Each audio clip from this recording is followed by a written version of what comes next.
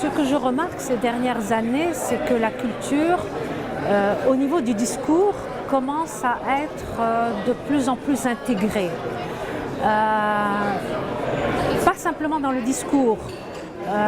On commence à s'apercevoir que par rapport à nos pays, par rapport à nos villes, les villes du Sud, qui ont de plus en plus de difficultés à s'industrialiser, la culture pourrait être une valeur ajoutée qui pourrait véritablement être un moteur de développement.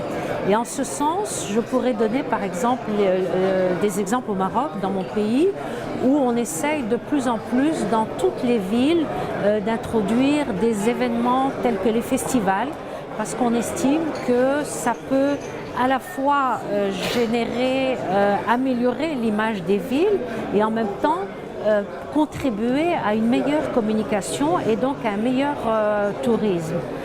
Alors, ma demande par rapport à ça, et mon attente, c'est que comment essayer de passer d'une vision qui est événementielle, qui est épisodique, à une intégration de la culture beaucoup plus structurée sur toute l'année. C'est-à-dire que la culture, c'est véritablement un domaine qui est transversal et qui devrait être intégré dès l'éducation, dès l'enseignement.